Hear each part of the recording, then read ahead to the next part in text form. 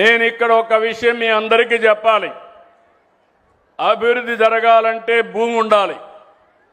ఎక్కడ భూమి రైతులు ఇస్తారో అక్కడ అభివృద్ధి ముందుకు పోతుంది.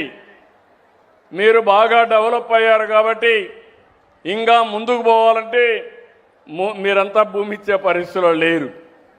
అమరావతి ఒక మోడల్. నేను ఆ రోజు అడిగితే 33,000 ఎకరాలు భూమి, 29,000 మంది రైతాంగం, ఒక్క పైసా డబ్బులు తీసుకోకుండా ల్యాండ్ పూలింగ్లో సంవత్సరం యాన్యుటీ తిరిగి అభివృద్ధి భూమి ఇస్తానంటే ముందుకొచ్చారు. అదో గేమ్ చేంజర్గా తయారైంది. ఈరోజు అక్కడ అమరావతి రాజధాని వచ్చింది. వాళ్ళ దశ దిశ మారిపోయే పరిస్థితి వచ్చింది. నిన్న పక్కనే మళ్ళీ అడిగాను, ఫేజ్ 2లో దానికి 16,000 ఎకరాలు మళ్ళీ ల్యాండ్ పూలింగ్లో ఇస్తున్నారు. అది వాళ్లకు నా మీద ఉండే నమ్మకం. నేను వాళ్ళ రుణాన్ని తీర్చుకుంటున్నాను. విశాఖపట్నంలో స్టీల్ సిటీ పెట్టాం. స్టీల్ సిటీ పెడితే 1 నెల 2 నెలల్లో 3,000 ఎకరాలు భూమి ఇచ్చారు. అక్కడ మీరు చూస్తే ఈరోజు ఒక స్టీల్ సిటీనే వస్తూ ఉంది. నిన్ననే అంతర్జాతీయ కంపెనీ, అతిపెద్ద కంపెనీ టెక్నాలజీలో గూగుల్ తెలియని వాళ్ళు ఎవరు ఉండరు. మీరంతా కూడా గూగుల్ వార్తలు సర్చింగ్ అన్నీ చేస్తూ ఉంటారు కాబట్టి అలాంటి కంపెనీ దేశంలోనే అతిపెద్ద పెట్టుబడి అంటే 15 బిలియన్లు అంటే 1,40,000 కోట్ల రూపాయలు పెట్టుబడి పెట్టి మన రాష్ట్రాన్ని టెక్నాలజీలో అంతర్జాతీయ స్థాయిలో ప్రపంచంలో నెంబర్ 1గా చేయడానికి ముందుకొచ్చారు. అది చూసిన తర్వాత రిలయన్స్ జియో వచ్చారు. వాళ్ళు మేము $17 బిలియన్ పెడతాం, 1,70,000 కోట్ల రూపాయలు ఖర్చు పెడతామని వచ్చే పరిస్థితికి వచ్చారు. దీనివల్ల లాభం ఏంటని అడుగుతున్నా. మిమ్మల్ని అందరినీ అర్థం చేసుకోమని కోరుతున్నా. భవిష్యత్ అంతా కూడా టెక్నాలజీది, శారీరక కష్టం పడడం కాదు. ఒకప్పుడు మన పిల్లలకు నేను ఐటీ నేర్పించాను, అవకాశాలు ఏర్పాటు చేశాను. నా మాట విన్న వాళ్ళంతా ఈరోజు ప్రపంచంలోనే ఎక్కువ ఆదాయం సంపాదిస్తున్నారు. అమెరికాలో ఉండే అమెరికన్స్ కంటే, బ్రిటన్లో ఉండే ఇంగ్లీష్ వాళ్ళకంటే, యూరోప్లో ఉండే ఆ దేశస్తుల కంటే ఎక్కువ ఆదాయం సంపాదించే వ్యక్తులు తెలుగు జాతి. దీనికి నేను గర్వపడుతున్నాను. ఆ ఉద్దేశంతోనే ఈ టెక్నాలజీ తీసుకొచ్చాం. ఇక్కడ మీరందరూ గుర్తుపెట్టుకోవాలి, అవతలున్న పార్టీ, ఆ పార్టీని ఏమనాలో నాకు తెలియదు, కోడికత్తి పార్టీ,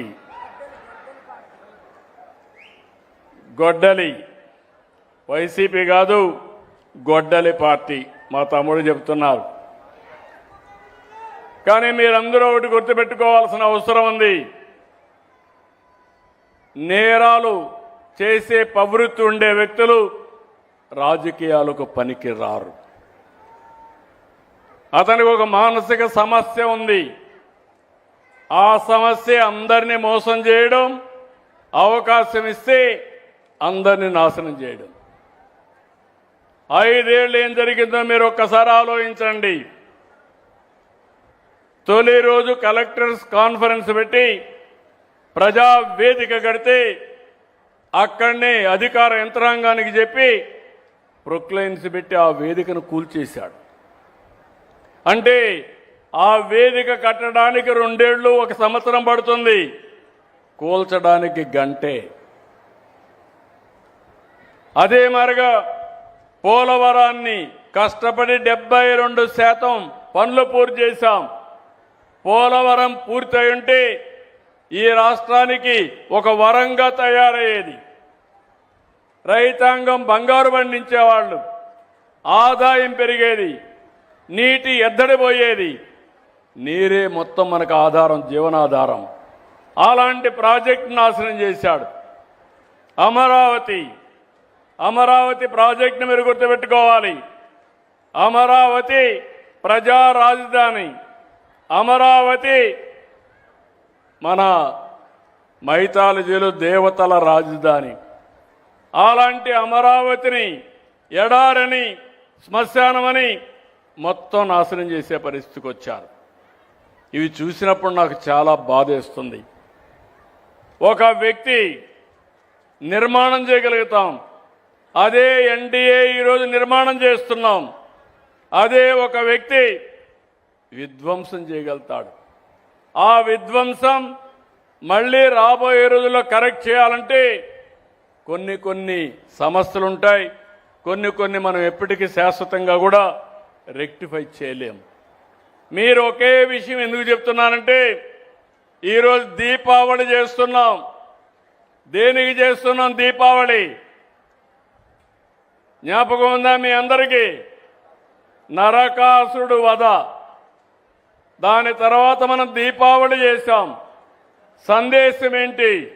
ఒక దుర్మార్గుడు చనిపోయాడు, సమాజం బాగుపడింది. అలాంటి దుర్మార్గుల్ని మళ్లీ జీవితంలో సహకరించకూడదనే ఉద్దేశంతోనే